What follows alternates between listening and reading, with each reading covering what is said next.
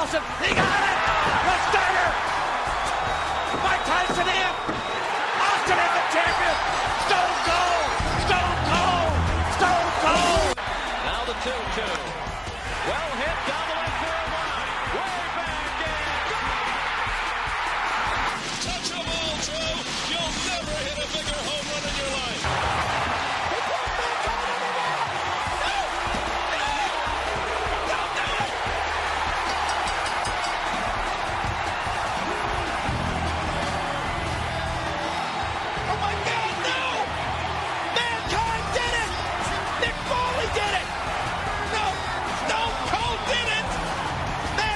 Achieved his dream and the dream of everyone else who's been told you can't do it. No, you can't do it.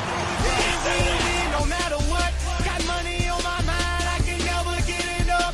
And every time I step up in the building, everybody hands go up.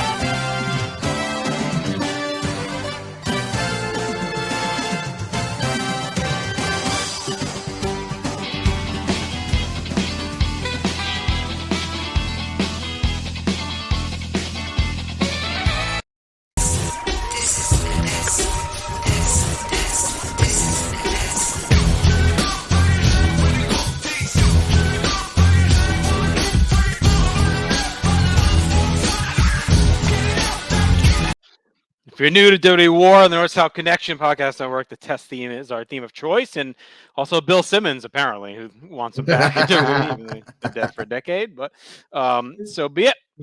Me too, Bill. Me too.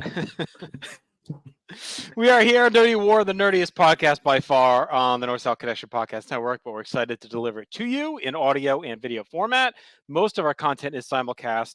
If you're watching on YouTube, welcome in. You can subscribe, leave a comment, or if you're listening on any podcast application and you want to see Marcus's sexy biceps and awesome hair, you can watch us on YouTube. See us there. Why not? You can see why me and many others have a crush on them. So we're going to go ahead and dive right in to this episode. And we are continuing through our season of 2018-19 WWE, Marcus. But before we get to that, let's explain the concept. So what we're doing is watching every WWE pay-per-view of all time in a seasonal format. And when I say season, it means we start the pay-per-view following WrestleMania in any given calendar year. And we're going to end with WrestleMania the following calendar year. So this season began with the first pay-per-view following WrestleMania, which I believe was Extreme Rules. Oh, no, Crown Jewel. It was Crown Jewel. No, the Crown Jewel. Greatest Royal Rumble. Greatest Royal Rumble. This is how forgettable this is. Greatest Royal Rumble 2018. And we're going to end with WrestleMania 35. So that's what the season looks like. We're going through a bunch of seasons. We've covered a lot of pay-per-views so far. And the way we do it is via a series of categories. We do a plus-minus system. So if you think of any wrestling event as just being a standard average show, anything that's better than average, we give a plus. Anything that's worse than average, we give it a minus. We net all that out, and that presents our final WAR score results. And then we rank every episode, every pay-per-view on every episode accordingly. Marcus, do you want to run down the categories that we grade these programs on? Yep. Here we go. We start off with build, commentary, the atmosphere, notable moments and importance, our match grades, card structure, rewatchability, and all-time matches. And JT, an all-time match for us to be a plus is anything that we both agree is 4.25 and above. And for it to count as a minus, it is something we both agree is 0.75 and below. Okay. We also grade every match on the card, and an average match grade for us is 2.5. So if I give it a 3.5, it's a +1. Oh, I'm sorry. If I give it a 3.5, Marcus, you give it a 3.5. That's an average of 3.5. So that's a +1 over the average, right? So we do that for every match. We total that up, and that's the score for that category. All right, you'll follow along. You'll learn as we go. So why don't we go ahead and dive right in? We're going to start with Super Showdown 2018. This took place in Melbourne, Victoria, Australia, at the Melbourne Cricket Ground on October 6th. It says it's a disputed 70,309, so whatever. We'll leave the tickets and the gate argument for all the other morons on the internet. We're not going to get into that. It's a debate for other people to have, but here we are. It's also the first big event in Australia since the Global Warning Tour in 2002. I think they went there in 05 or 06 for a show, but this is really their first since like that big event in 02. So it was a big deal at the time. We decided to cover it. You know, we do the UK pay-per-views, we do Saudi Arabia. This was built and treated as a pay-per-view level event. It wasn't there's some network specials we're not going to touch, right? Like Smackville and stuff like that, but that are more like house shows that are just televised. This was built like an actual event. This storyline canon in here, so it was definitely worth touching upon. Yeah, it's in the spirit of a pay-per-view. Agreed, and at the length of one as well, as most of the season has been ridiculously bloated. All right, so our first match of the night. So the New Day defend their SmackDown Tag Team titles over the Bar. Just under 10 minutes, Marcus, on that match. I went 3 1/4. 3 1/4 for me as well. Then we had Charlotte Flair taking on Becky Lynch for the SmackDown Women's title. Charlotte Flair picks up the win here, but not the title. I went 3.25 for this match as well. Yeah, same. Just kind of, this whole season lives right around that 3.5 range, as we'll see. It's like so many matches you feel should be better that just camp out. All right, up next we had the in-ring appearance of John Cena on this show. He doesn't have a lot of matches in the season, but he is here teaming with Bobby Lashley to defeat Elias and Kevin Owens. This is a very random match. 10 minutes for that. I went 2. Disappointing. I mean, Lashley's still in the funk. He hasn't broken out of that yet at all since his return the night after Mania. And Cena, you just want more. Like this felt like such a throwaway. I wouldn't even call it a Saturday main event level match. It was like a sub Saturday night main event. Yeah. What did I go for this match? You went 2 as well. Looks like I went 2 as well. Yep. Then we had maybe my favorite contest of the night. It was Asuka and Naomi taking on the Iconics. Iconics pick up the big win in their home country. I went with a 2.5. I went with a 2. It was nice that they gave him the moment for sure here, and you could tell it really meant a lot to them when they won the match. So that was a cool little moment for sure. Up next, we have AJ Styles defending the WWE title against Samoa Joe and defeats him by submission in a no count out, no DQ match. 24 minutes that match was. But again, I liked it, but 375 feels like their ceiling right now, which is disappointing when you think of their overall catalog and history. And this season to me just screams like, why didn't they sign all these guys 5 years earlier? Like that's what it really feels like all through this season. Yeah. Because they're giving us the dream matches that we want.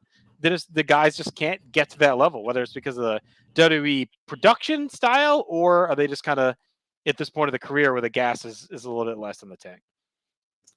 Yeah, a little bit disappointing. Pull mine up again. I went with a 3 for this match. You were down. Yeah, something's just kind of. I'm a little bit lower. It just a little formulaic for me. Something's missing. Up next is we had the women's. We had the women's matches, right? 6 women, yeah. Yeah, we got Ron Rousey and the Bella Twins taking on the Riot Squad. Rousey and the Bella Twins win this one. I went with a 2.25. Yeah, just 10 minutes. I went 2.5. The Bellas really like this type of stuff was really just existed to set up the next pay-per-view we're going to talk about later tonight, Evolution, the first ever women's only pay-per-view. So the Bellas are in here so they can show that they're back in action to set up, Nikki being at that show. All right, Cruiserweight title match, which was a great match. Buddy Murphy defeats Cedric Alexander to win the Cruiserweight title. And again, a nice moment, just like the Iconics, they let Buddy win the title in his hometown, in his home country. I like this match a lot. I went 375. I was a big fan of this era of 205 Live, especially Buddy Murphy when he slimmed down and got ripped and shredded and just started putting on bangers every week. And Cedric's had a nice reign. We didn't see a ton of it on pay-per-view, but he was champion for a while. So this is a cool little match, and I thought they definitely delivered on the stage, and it was a nice moment for Buddy. Yeah, 3.5 for me. The guys definitely brought the goods in this one. Up next was a reunion of The Shield. That is Ambrose, Reigns, and Rollins taking on Ziggler, McIntyre, and Strowman. The Shield picks up the win, and I went with a 3.25. Me too. And again, that feels disappointing. It's like a Shield 6-man made is not the same magic as they once had, but Ziggler and McIntyre have been awesome. They've had great tag matches. Strowman's fine. So it's like, what? Again, just a little stuff missing on most of these shows. All right, we had a rematch from SummerSlam next as Daniel Bryan defeats The Miz. And this was to determine the number one contender for the WWE title. He beats him in under 2.5 minutes. So this was the effective end to that feud where Miz had gone over on him twice, both SummerSlam and was it Hell in a Cell where he beat him again in the tag? Yeah. So this was a quick squash, and this was really meant to elevate Bryan back into a world title contender. So he's now geared up to take on AJ Styles at some point. I went 2.5, basically just a squash. Yep, 2.5 for me. That takes us to our main event, the much anticipated, at least hyped battle, the end of an era again. Triple H takes on The Undertaker with Triple H picking up the win. This segment goes, what, almost an hour? 28 minutes of match time. Yes, and then you add in the video package, the entrances, the post-match. Yeah. All that hullabaloo. It's like a 57-minute affair. So 1.25 for me. The actual match, not terrible enough to go into all-time bad range, but yeah, not no, worth going back I went watching again. 1.25 as well. This is way too freaking long. And then, we get the post-match attack where they try and do the respect thing, but Undertaker and Kane snap and beat the crap out of Triple H and Shawn, and clearly setting up a tag match for a future event we're going to talk about in a couple weeks, a month from this episode. We'll be talking, actually, no, 2 weeks in this episode. We'll be talking at Crown Jewel where it's kind of just an international feud, right? We'll get more into that, but. All right, so that's the card. So that nets out to a total WAR score of 2.5, which is on the low end of mid-range for match grade for us. Like, our best shows are 7-8, somewhere in there. A strong show, 5-6. So now you're talking like probably, not bottom of the barrel in ring, but more middling than anything. Yeah. All right, let's get to our categories. We're gonna start with build. Charlotte blow up in their war of the title. Becky wants to prove she's the top face of the division. So we saw that at SummerSlam where she snapped, and now she's been chasing Charlotte since. Bobby Lashley torturing Elias on Raw.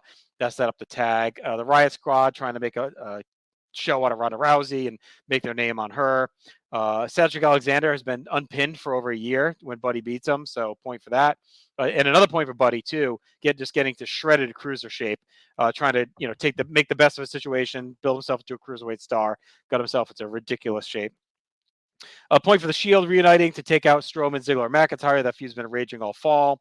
A point for Bryan and Miz having their war going on. The title shots on the line. Bryan's finally had enough bullshit, wants his title back, and just destroys the Miz. And then we give a point for Taker and Hunter having additional heat mixed in. You got Shawn and Kane.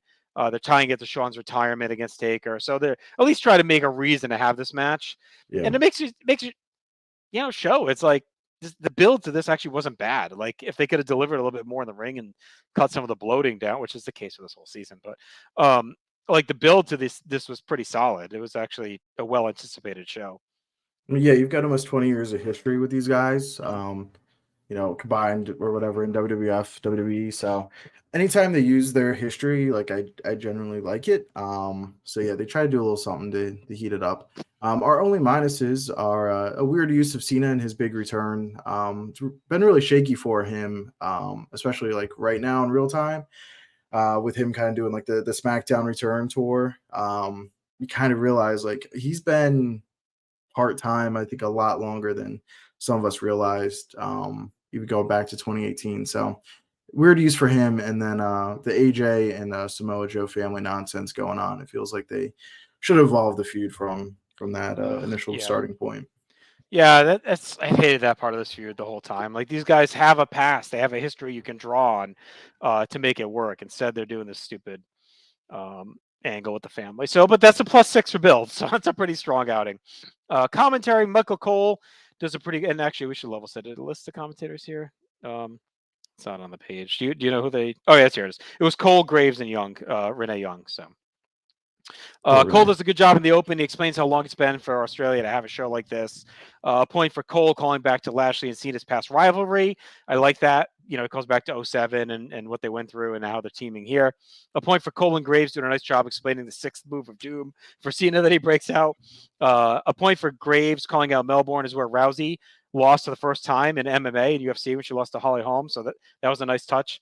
A point for Cole mentioning the Undertaker and Hunter's first match of the Kuwaiti Cup, discussing their history, all their matches, is a good overview. So he doesn't just touch on like the modern stuff. He goes all the way back to 96 or 97, whenever that Kuwaiti Cup match was. A point for Renee explaining that Taker needs to win to uphold his reputation as his career is closing. Don't let the narrative change. The streak already ended. Is he not going to be able to beat Hunter here? So she really leans in on like what this match would mean for him. Yeah, that was awesome. I really enjoyed that addition by Renee. For our minuses, we've got Graves being over the top, hating on the New Day. It feels so forced. Renee is in awkward soundbite mode. It's like whoever's in that third chair, they're stuck in being soundbite mode. So we went -2 for that. I feel like we've been -2 with whoever's in that third chair in Yeah, it's been a soundbite rough mode. season, whether it's Byron or her or whoever. Yeah. Renee talking about how Triple H built WWE and he can walk into the headquarters with a big win under his belt. It's kind of nonsense. Again, it's back to like the corporate speak that we want a break from. Forced importance of the main event. Talking about how it's the final time, never again until the next month. Right. Yeah. So that's out to a 1 for commentary. So there's a lot of positives. So it's kind of sad that they only got to that 1 with the negatives. But all right, atmosphere. We give a point for the amazing set. It had a real special look. A point for the hot pop for New Day. A point for the Elias pop. They're really into him. A point for Cena's pop. A point for Buddy Murphy and the reaction when he wins. A point for the vintage Shield entrance, and they came down to the crowd. A point for the big pop for Daniel Bryan, and then a point for the main event entrances. They feel like a big deal. However you felt about the guys at that time and how they were going about it, they're still the big rock stars coming down in the major arena, and they have the all-time entrances among all 4 of them. So, yeah. For our minuses, we've got the crowd not being happy with the Becky DQ. After they're super invested the whole match, not the finish you want to see there. Not as much of a hometown pop for the Iconics as you'd really like. And even this crowd, being an international crowd, they're out on the big dog, unfortunately. And the crowd is kind of dead for the weird finish to Bryan and Miz. I don't think they were ready for like a squash, Yeah. kind of like caught off guard. Yeah. Especially roll up. So I nets to a 4. So pretty good atmosphere. Notable moments. We have a point for Cena returning using the rare 6th move of Doom. Gives an update on his future as well. A point for the Iconics winning at home. A point for the Bellas returning to action. The first match in a while as a team. A point for Buddy Murphy winning the Cruiserweight title in his hometown. A point for the Shield reuniting in 6-man action. A point for Daniel Bryan earning a world title shot. And a point for Hunter and Undertaker's last singles match. Yes. For our minuses, we've got Triple H and Undertaker end of an era again. The post-match end of the show wank fest going on with all 4 guys. Feels like they've had a million curtain call moments. How many friggin' times? Like, end of an era at this Mania, end of an era at that Mania. Hunter and Sean, at odds, and they're hugging, and they're it's like this. We've had this moment like 15 times already. Yeah, and then the brawl, to set up the next show. Yeah, I don't know. Like, you're not coming back to Australia to run the rematch, so like, why do that angle in front of the stadium crowd? Yeah, I don't know. Yeah, they could have had him attack him on Raw. Yeah, I guess they tried to play like they were in the moment, though. I guess, but yeah, it's weird how these international shows like have canon aspects, but also seem to be in their own little universe as well. Like this whole feud only exists, on these 2 shows. So I mean, there's stuff on Raw, but pay-per-view wise, that's it. So it's a +5 for moments. So some stuff happens. 2.5 for match grades, like we talked about. For card structure, we gave a point for starting hot with the New Day tag title match. It's always a good start. A point for putting the Iconics on the show with a win. Then they haven't really been on anything, so good for them. A point for a good stip to really, play off the last match between Samoa Joe and AJ Styles. And then a point for Murphy getting the hometown title shot in a long showcase match. It could have been like 4 or 5 minutes or something, but they gave him time. Yeah. They let him cook. For the minuses, we got the weak DQ for Becky. It really goes against her character, this new character we've seen for Cena being in the random tag match early on the show, and then really him barely doing anything. He's definitely in house show mode, but they didn't even maximize him. No, they didn't have him do much. Like, he barely is in that match, and then he talks about his career, and then he's gone. It's like, I feel like it's taken them up until now, like, to figure out how to use Cena in this as a legend, as the Babe Ruth, right? No Intercontinental or WWE title matches. Bryan and Miz finished killed the match in the reaction, closing with Taker and Triple H over any current champions or top acts. It is a super show, but better to set up, to open or mid show main. Well, we had it last in Greatest Royal Rumble, right? With Cena, it was a Cena and Hunter started the show. You could have started like the put that show on with that early, match yeah. and like, and then close with, I guess AJ and Joe or something, or the Shield. You could have closed with the Shield. That would have been a big main event. Yeah, and babyfaces stand tall. The video package for Triple H and Undertaker starts with an hour left to go on the show. Triple H and Undertaker is just filled with gratuitous, stumbling, walking and brawling, weapon stuff that feels like, unfortunately, a slow old man bar at the brawl. You just kind of want to see these guys. Yeah, it's like the videos you see on Twitter that pop up, like two old guys fight outside a MAGA rally or whatever. It's like they're fighting for like 5 minutes, stumbling around drunk. Like that's what it felt like. It was like 28 minutes of these guys just like slow. Like, do we need that? We didn't need that. We didn't need an hour. Yeah, between the video package to the match to it's an an hour all in. It's just ridiculous. So that's a -3 for card structure. Really hurt the show. Rewatchability, you give a point for Elias and Kevin Owens riffing together. It was good. A point for Rousey doing a double arm breaker to Liv Morgan and Sarah Logan. That was really cool looking, where she locked them both in it. A point for the Iconics win. It was a cool moment for them too. You could tell again the emotion behind it for them. And then a point for Booty Murphy's win in Celebration was also really cool in front of his home country. Yeah, Iconics MVPs of the show. Yeah, for our minuses. We got the segment hyping all the absurd amount of shows coming up. There's so much content. It's confusing. It's too much. There's what's when is what? Is this real? Is this not? Like, what is this a show? Is it a documentary? Like, there's so much stuff coming up. Like, oh, this match is taking place on Raw. This match is on Evolution, but this one's gonna be on Crown Jewel. Don't forget Survivor Series. We got a match on Survivor Series. It's like they announced like 10 things at once at one point. It was like all these different shows. Yeah, and then and you're just tipping your hand, like, how can everything be important? We got this whole lineup of shows. And then the last thing there was Triple H and Undertaker being the last hour of the show. Right. Yeah, too much. So it's a 2 for rewatchability. We had no all-time matches either way. So I'll say netted out WAR score of 17.5, Marcus, which surprised me, honestly. Like, I thought that was a little bit higher than I would have thought coming into this. But I had a lot of moments. I had a lot of build. The crowd was it was a good crowd. I thought they could have made this a throwaway, but they didn't. They kind of made it count. So I think pleasantly surprised. It was just too long. Everything in the season is too long. It's when you're watching All in Order like this, it's like, man, this one's 4.5 hours. This one's 5 hours. This one's when you go in the 3.5, you feel excited, and that's still long, But it's like where are the days of 3:15 or under, right? So at 17.5, it puts it at 43rd all time, just below SummerSlam, actually, that we just covered, SummerSlam 18. And surprisingly enough, above, hang on, I screwed that up. It's actually below NXT TakeOver Brooklyn 4. I thought it was right above it, but it's just below. That's a 17.75. Super Showdown is 17.5. So that's right above the first ever NXT TakeOver at 17.25. So it's actually at 44th all time, but still pretty good. Still pretty good. I would not have expected it to be that high. Yeah. This is one of the, I guess, non-canon shows that I always enjoyed the most, I think. So I was surprised to see it reflect close to what my memory had served me. So Iconics and Buddy Murphy are definitely the MVPs. You take those two moments off the show, and I think this one's pretty down there. Yeah, I mean, it could have been easy to cut it. You know what I mean? Like, if they sliced the Hunter Triple H thing in half to a half hour, right? And maybe you dip out of you probably don't need. I guess you want Cena there. You don't really need that tag. I don't know. I'm looking. I guess I don't know. I don't know what else they could have taken off. Honestly, the matches were all featuring people you'd want to see. Like you said, you kind of needed the Iconics there. You want Rousey there. You want the Shield there. I mean, maybe Brian Miz you could have done on SmackDown. Yeah, that's probably one you could have done without.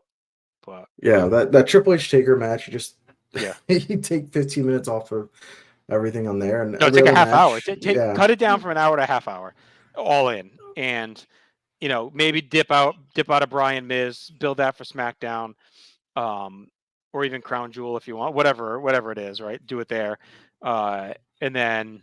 Maybe you could go without a New Day bar as well. Like they've fought a million times. So this is ways they could have tightened this up. But they want everything to be like WrestleMania. Like this is the Yeah, every that's show is just WrestleMania era. yeah, it's everything's so bloated. All right, let's go to the next show that wasn't quite as bloated, and it was actually quite enjoyable. There's a lot of anticipation and a lot of hype around Evolution 2018 on October 28th in the Nassau Coliseum in Uniondale, New York. 10,900 attendance. Michael Cole, Beth Phoenix, and Renee Young on the call. This was a women's only pay-per-view, and it's a big deal. It really feels like the culmination of what they've started in 2016 with the women's revolution. Stephanie's put a lot of time and effort. They really focus on making the women feel like a main event level act, and they will main event WrestleMania just months after this. So this stretch really from here to Mania is like the final piece of the women are equal to the men puzzle in the world of WWE, and they do a good job making this feel special. There was actually a house show in Boston the weekend before this that was rumored to be this pay-per-view originally, and we got tickets to go, and then they ended up making this Evolution. They made that just a house show. We still went. It was a TD Garden, but yeah, we thought we were going to get to see this, but they ended up switching it up and putting it here. So got hoodwinked at the last moment. Bamboozled. All right, so bro. in the Doc match, Rhea Ripley, the NXT UK Women's Champion, defeated Dakota Kai. So funny to think she's such a massive part of today's product, but here she was still fairly new, not quite a main player yet. So that's the Dark match. But our opener features a couple of legends getting back in action as Trish Stratus and Lita defeating Mickie James and Alicia Fox in 11 minutes. Again, this was just a cool showcase for Trish and Lita. Get them back out there, give them their moment of pop. I thought they looked good. I liked putting Mickie in there with Trish and Lita because she had so much history with both of them. So that was a cool touch. And having the three of them open the show felt like a nice homage to the women that really paved the way during the early 2000s. That they were really the ones that started the transition from sideshow to like legitimizing a little bit, right? It's kind of Trish, Victoria, Mickie, Lita. Like those are the ones that were in that realm before the next level came in the late 2000s where they start to put even more focus on it. So I thought it was a nice touch to start with them. Yeah, and if I remember right, they put this on like Facebook and YouTube, I think. Yeah, to try to get people to like buy the pay-per-views, which I thought that was really cool. Yep. And this was definitely the right match to put in that slot. So I went 3.25. Really enjoyed the match, a little sloppy or whatever, but it didn't take away from the match for me at all. The names all delivered. The star power was there. It was a super cool moment. And yeah, really cool to see, that initial generation of divas of women wrestlers from the Attitude Era get their flowers, as the kids say. I went 3 on that. I didn't mention it, but it was a very fine opener. Yeah. Next up was the big time battle royal. I believe the winner got a title shot at was it the next pay-per-view or on Raw? Yeah, something along those. It might be the next pay-per-view. Yeah. But Nia Jax is the winner of the battle royal. I believe last eliminating Ember Moon, and I went with a 3.25 for this as well. It was a cool way to get a lot of the other legends on the show who you wouldn't usually feature in a one-on-one match. This was like a really good version of like, all right, here's everybody that's not on the show. They did a really good job like highlighting everybody.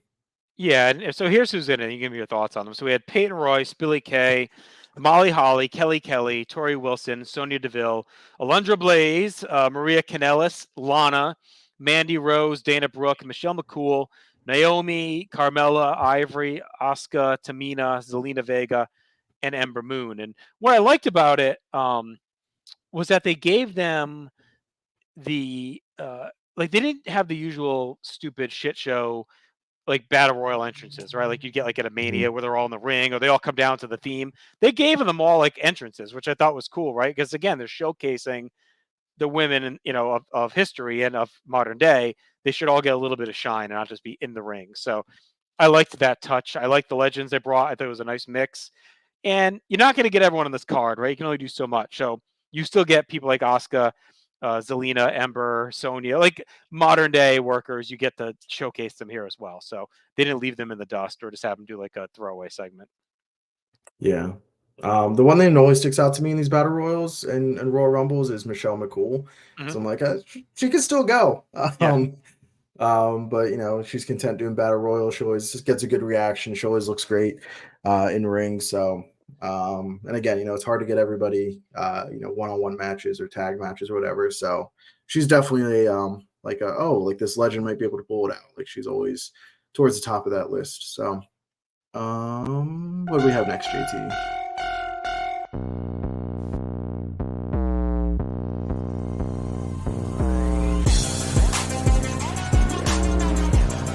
I don't know if she had this song here. I don't think she did, but it's one of the best modern WWE songs. Awesome theme songs. And that is, of course, Io Shirai taking on Toni Storm for the Mae Young Classic 2018 tournament finals, and Toni Storm would win the tournament 10-20. I like this match as well. I went 3 3/4. Both are awesome, especially Io is one of my favorites. And, this set up to make it look like Toni was going to have an awesome run with the way they presented her in this tournament. Of course, doesn't quite go that way. This was the second Mae Young Classic.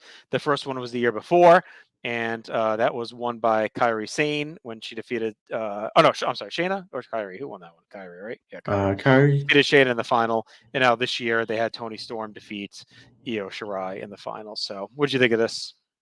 3.75 for me as well. This match rocked. If you're watching this, I think you would think that Toni Storm would be in the position in WWE that like Rhea Ripley's in now. Mm-hmm. That's the kind of like rub they're giving her and the way they're building her up and presenting her and trying to get like her, early 90s child, LA Guns N' Roses type vibe over. So yeah, I love the presentation for everybody. I love the character change that Io goes on to have a little bit later. But yeah, this match absolutely rocked. Definitely worth going back and watching. Next up, about the halfway point through the show, we've got Sasha Banks, Natalya, and Bayley taking on the Riot Squad in 6-woman tag action. I went with 3 for this. Pretty good. And this was, again, a nice way to give some shine to Natalya, who's obviously still a current wrestler, but she really helped bring up the rest of the division when it came to the in-ring intensity and that work rate early on in the decade. So yeah, cool way to feature Natalya. Yeah, agreed. This was fine. Let her get in there with Sasha and Bayley, who are really kind of carrying this. But Natalya deserved a prime spot on the show. She's meant so much to the women's division behind the scenes. Been there forever. What she 07, 08, whatever it is. Yeah. Really deserved the spot. So I think she deserved more than the Battle Royal. 3 1/4 for that match. And again, Sasha and Bayley definitely deserved a spotlight as well. So, all right, we had a rematch from last year's Mae Young Classic final, and it's for the NXT Women's title. We covered this a lot in a previous season. Kairi Sane and Shayna Baszler had a great feud all throughout that season over the women's title, and in this one, Shayna defeats Kairi. I went 3 3/4 on this as well. Another great match, and this series is just awesome. We covered it in depth. If you go back to early episodes, we did the NXT 2018-2019 season, and really dug in on that. So Shayna regains her title here from Kairi by submission in 12 minutes. This might be the rich man's version of Double J versus Razor Ramon. I feel like these two are just like an instant 3.25 whenever they have a match. So I went up to 4. Really enjoyed this match a lot. Yeah, it was great. Next up, we have really great from the SmackDown Women's Championship. It is Becky Lynch retaining her title in a last woman standing match, taking on Charlotte Flair. And I went with a 4.75. This match absolutely rocked. This match felt big time, like main event caliber type performance from both. Same length as Triple H and The Undertaker, and as different as you could get, right? I mean, 28 minutes, and they just tore it down. I love that this show has a classic. Like, you finally give the women their love, you give them their own pay-per-view, you load it up with legends and current stars, and on top, like, it would have been a fun nostalgia show, right? It's One Night Stand 05, right? There's really no great match, but it's like a great night with atmosphere. Like, that's what this could have been. But no, instead we get like one of the best matches of the year. We don't have many at this grade level if you look at the whole year. So, and I went 4.5. So this view's been great. Becky's heel turn has been, a heel turn, but her attitude turn has been fantastic. A breath of fresh air for the women's division for sure. These two have great chemistry. We haven't seen the last of them. Yeah, 4.5 for me. The main event then features Ronda Rousey taking on Nikki Bella for the Raw Women's title. I went 3.25. I mean, I thought it was a very good main event. Like Ronda's really in her hot stretch right now, where she's carrying anyone and everyone to really good outings and has a great atmosphere. Nikki was always better than she got credit for, especially toward the end. So this is like right on par what you expect from her. And after that last match, you didn't really need like a banger to carry the show. Like Charlotte and Becky did the heavy lifting for them, so they just had to come out and not fuck it up, right? They just had to come out, have a very good match. Let Ronda stand tall at the end. She's the face of the division right now. They gave him 15. You gave the Bellas their love in this one. So I thought it was a fine way to end the show. And I actually like that they ended with this instead of Becky Charlotte. Because that's the undercard banger, but Ronda's really your top face right now. So let her stand tall at the end. Yeah, I would like to think this pay-per-view would be happening without Ronda, but I don't think that's the reality. Like, this is very much the Ronda Rousey pay-per-view. So 3.25 for me. They very much needed a star to carry the show, I think, in their opinion. I think they could have pulled off, you could have ended the show with that banger. I don't feel like you're missing anything. But again, this is a great way to close out the show. 3.25 for me. And that takes us to our categories. All right. So let's start with build. Gave a point for Mae Young final. Being put on this card adds a lot to the card and the tournament, right? Instead of having it just on NXT or whatever. I like that they have it here. A point for also Kairi Sane and Baszler's having the NXT title war showcased on this show. Why not bring them up and let them fight? The ongoing Charlotte-Becky feud escalating as Becky's heel character grows. Great segments with Becky attacking Charlotte at the Performance Center, Charlotte spearing Becky to the SmackDown LED boards. They've had a really good feud. A lot of anticipation coming into this match. So that was a +2 for that. And then a point for Rousey and Bella's feud escalating with personal attacks. For our minuses, we've got the card needing to be reshuffled due to Mickey Lita being canceled and Lita shifted to the tag team with Trish, and then Alexa Bliss's injury. So just a lot of reshuffling there. A little bit disappointing, but can't control that. And then, the Battle Royal, even though it ended up being fine, it's still kind of just like a, hey, get everybody on the card kind of Battle Royal. All right, so it's a +3 for build. Commentary, they did a good job building this team. Like Cole, we've seen it, right? When he's kind of let loose, like he's really good in these things. He was really started to get his love during the Mae Young Classic, during the UK tournament. Like that's where they started to, all right, Cole's actually pretty good when he's given a chance to shine. And he's a proponent of the women wrestling as well. So it was good to have him. And then you bring in Renee and Beth. Renee was much better here than she normally is. Still a little tough in spots, but better. And I like Beth. She's good in these roles. A good job. So a point for that. A point for Cole pointing out that Trish debuted in this very same venue back in 2000. Like that was a really deep pull. I like that because she only debuts as like a manager. It's like she debuted. It's a big memorable angle. So good on that. A point for Beth marking out over Alundra Blaze. So that was kind of cool. More of her, someone she would have been a fan of growing up. And then a point for the great job of the backgrounds and strategies of Io and Tony Storm, and Io Shirai. So like they kind of get into the strategy of the match, how the tournament's gone, give their background, because this has all been on the network, hasn't really been featured on a major event. Yeah. For the minuses, we've got Cole calling Becky's fans a cult following. Renee slips into the St. James mode a lot. Oh no. Commentary, mostly Beth. Just a little quick all night to deliver the lines after moments. Like, can't even let anything breathe. They got to get out the line as soon as Ronda taps it. Oh, she tapped her out. Yeah, it's like, give it a second, then react. Yeah. Yeah. But yeah, it definitely takes you out of the moment. And then all night, it is a history-making night, but like everything was like, oh, we're making history. Like Bailey and Sasha come to the ring. Oh, they're making history tonight. Like, oh, but all right. Like, yeah, everything is history. Yeah. We know the whole show is historical. Yeah. You don't need to add to it. The whole show is a celebration of them bursting through the roadblocks that the company themselves had put up. So, all right, so that nets out to 0 commentary, which honestly is strong for this season. So that's good. Atmosphere, we give a point for the great opening video package, going through the history of women's wrestling, what it means to all of them. That was cool. A point for the big pop for Trish. A point for Alexa, Alicia, Mickey, doing an Alice in Wonderland cosplay. I thought it looked awesome. Really cool. Point for the cool, simple, old school look and presentation of the building. There's no bullshit or gaga. It just feels like an old school event featuring women. A point for Nina Strauss and Lizzie Hale's opening performance was good.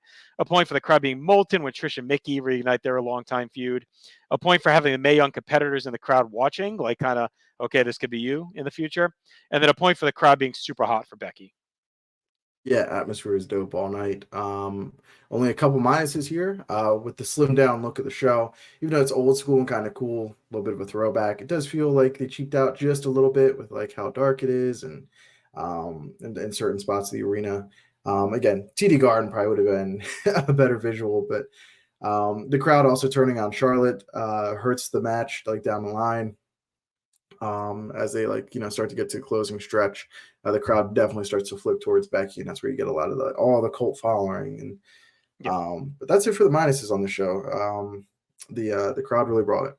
No, they were great, and everything. The vibe of the show was great. So that's a +6 for atmosphere. Notable moments, we have a lot. So it's the first ever all women's pay-per-view, 3 points right there. Historical. 3 is our max that we give on the show. If you're new to watching, we go +3, -3 on either side is the most we can give on anything. So think of 1 is like a standard, 2 is like enhanced, 3 is like all time. So all time. First ever women's pay-per-view. We also give it +3 for all the returning legends and stars getting a slot to be honored, a chance, getting to showcase. So big night for all of them. We give a point for Nia winning the women's title shot, a point for Jessica Carr refereeing the Mae Young Classic Finals. I believe it's the first female ref on a WWE pay-per-view. A point for Toni Storm winning the Mae Young Classic, a point for Baszler winning the NXT women's title, a point for the Horsewomen starting to form as that's starting to come together. A point for Rousey main eventing her first pay-per-view, and a point for the real kind of final send-off of the Bella Twins in WWE lore. Yeah, that 4 horsewoman soft launch really felt like the start of something big with them. But our minus for this one is the curtain call bow, and I know some people liked it. I'm in the other camp. I absolutely hated it. If this is, we're treating the women equal as they should, I could never imagine, after Backlash or something, the entire card comes out and takes a bow. So unless you're Triple H Undertaker, Shawn Michaels and Kane. Yeah, that wasn't for us. All right, so that's a +12 on moments. So it was a very important, notable show with a lot going on. So kudos. Match grades, we didn't mention the total score, but it was a net WAR score of 8. So that's one of our strongest in-ring shows to get a score of an 8. That's really high for us. So good on that. Card structure, we gave a point to open with the Badass Female Perform concert, a point for the starting red hot with Trish Lita, a point for videos focused on the importance of the women's revolution as opposed to the usual hype pieces and ads that we get on these shows. A point for doing a good job getting everyone on the show.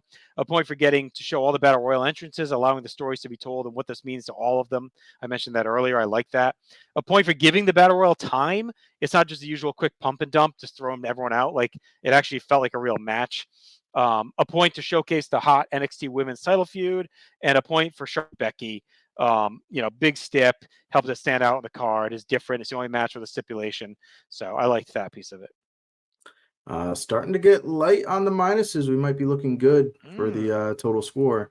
Our only minus here is a tough use of Sasha and Bailey on an important card. They kind of felt like the odd women out, but somebody was going to be. Right. And their team, their friends, like you can't do too much. But yeah, throwing it away with the Riot Squad just felt like just kind of stuck in that cooler match in the middle of the show.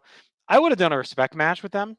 Like just do Sasha versus Bailey. Like wasn't that the rumor? Yeah, maybe. But maybe have them just be like a friendly, not like a friendly rivalry type match, like Eddie and Ray, or like whatever, where they're just like, hey, let's go do it. It's the first ever women's pay-per-view. Let's show who's better. Maybe have them, go 15 minutes and stick the Riot Squad and who teams with them. Natalya. I mean, I know we talked about Natalya get a moment, but whatever. Have her win the Battle Royal. Stick them on the Battle Royal, and then just do Sasha Bailey instead. Could have been a way around it, but as is, it's fine. It's just, it felt like this should have been a bigger piece of this. So +7 though for card structure. It was a really well built card, not a given in this season. Rewatchability, we give a point for the Big Mae Young Classic ceremony. You got Triple H, you got Stephanie, you got Sarah Amato out there to honor Storm. A point on Natalya doing the double sharpshooter on Logan and Riot. We saw the Riot Squad in the double armbar in the Super Showdown. Now they get the double sharpshooter. They like getting stacked. A point for Charlotte and Becky's chair pile spots were good. And then a point for Becky powerbombing Charlotte through the table on the floor. It was a nasty spot. It was dope. We're in full Haas Charlotte territory, my favorite version of Charlotte. For the minuses, we've got a lot of botching or timing to interrupt the Nia and Tamina Hogan God. Warrior stare down. She has to go repeat it. Zelina looks pretty dumb, thinking she can just dump Naomi or dump Nia and Ember and celebrating when she obviously didn't. Nia absolutely murdering Tamina by throwing Zelina at her a little recklessly Brutal. and smashes Zelina's nose. There's a reason she has a tough. reputation for that, like just being sloppy and hurting people. I mean, she just whips her to the ground. Did you see the heels up bonsai drop she gave? Awful. Oh my god. It's a mess. Hasn't learned. All right, +1 rewatchability. We had one all-time match in Charlotte and Becky Lynch, a +1 there. And Marcus, that brings us to a total war score of 38. Holy smokes. So that is our top 5 show for us. It is now 5th all-time on our list, just above WrestleMania 18 and a quarter point below SummerSlam 92 and 99. Look, I knew this was going to finish high because we focus on things that it's special in. It's a lot of moments, a great atmosphere, a well-built card, a well-structured card, great in ring. It's I know it was beloved at the time. Like, I don't think it's a big surprise to many people, but I would have thought maybe top 10. But as I kept going, I'm like, shit, like they nailed this. You always hear about One Night Stand. I comped it to it before. To me, it's not far off of that. Like, it's a specialized pay-per-view to make it feel like important. They all busted their ass. They put a lot of effort into it. I liked it was scaled down. Some may look at that as like a negative, like, oh, they didn't give them the respect of like the big time show, but I liked it not being overproduced and overlooked. It felt like a gritty, grimy, old school show, just featuring, a bunch of women that can wrestle. So I think it deserves its slot. I don't think it's like it caught me off guard, but I wouldn't say it's like a big upset or anything. Yeah, it's and it's not an overproduced show, which I think we're definitely in that territory here. Right. It's gritty. They just kind of trust the pros to go out there and do their thing, and it pays off. They go and they do something different, and it's rewarded and reflected in our score. I think it's definitely worthy of being a top 10 show, and now it slots into the top 5. A diamond in the rough, you might say.